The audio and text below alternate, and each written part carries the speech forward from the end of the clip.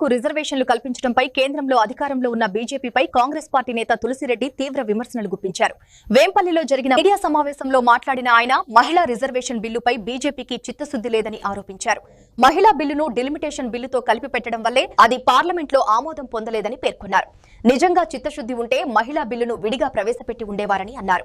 Congress party మొదటి నుంచే మహిళా సాధికారతకు కట్టుబడి ఉందని, సరోజినీ నాయుడు నుండి సోనియా గాంధీ వరకు అనేక మహిళలు కీలక పదవులు చేపట్టారని గుర్తు చేశారు. ఆత్మశుద్ధి లేని ఆచారమది, అండశుద్ధి లేని పాకమేళ, చిత్తశుద్ధి లేని శివపూజలేలయ విశ్వదాభిరామ వినరవేమ అనే పద్యం గుర్తుకొస్తుంది బీజేపీని చూస్తే. నిజంగా బీజేపీ ప్రభుత్వానికి చట్టసభల్లో మహిళలకు రిజర్వేషన్లు కల్పించాలని చిత్తశుద్ధి ఉంటే మహిళా బిల్లును విడివిడిగా పెట్టేది, మహిళా బిల్లును ఒకటి మాత్రమే పెట్టేది.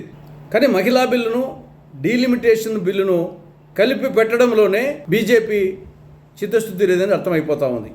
నిజంగా బీజేపీకి చిత్తశుద్ధి ఉంటే ఈరోజు ప్రవేశపెట్టిన మహిళా బిల్లును విడిగా ప్రవేశపెడితే ఈరోజు ప్రవేశపెట్టిన ఏకగ్రీవంగా పార్లమెంట్ ఆమోదం తెలుపుతుంది.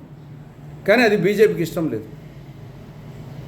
వాళ్ళు పెట్టినట్టు ఉండాలి, దాన్ని ప్రతిపక్షం తిరస్కరించినట్టు ఉండాలి, దాని ఆధారంగా ప్రజల్లో ప్రచారం చేసుకోవాలి అనే దుష్ట బుద్ధి తప్ప నిజంగా మహిళలకు రిజర్వేషన్లు కల్పించాలనే యొక్క చిత్తశుద్ధి ఏ కోశానా లేదు బీజేపీ పార్టీకి.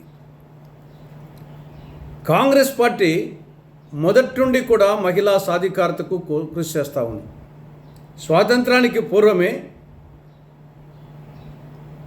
మహిళలు కాంగ్రెస్ పార్టీకి జాతీయ అధ్యక్షులు అయ్యారు.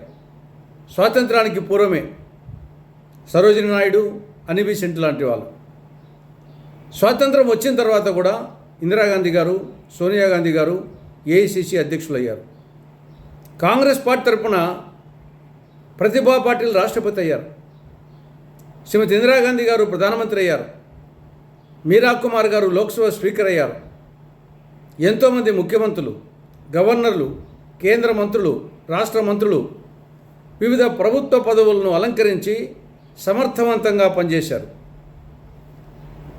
73, 74 రాజ్యాంగ సవరణ చట్టాల ద్వారా స్థానిక ప్రభుత్వాలలో అంటే గ్రామ పంచాయతీలు, మండల పరిషత్తులు, జిల్లా పరిషత్తులు, మున్సిపాలిటీలు, మున్సిపల్ కార్పొరేషన్లలో 33% రిజర్వేషన్లు మహిళలకు 1993లోనే కల్పించడం జరిగింది.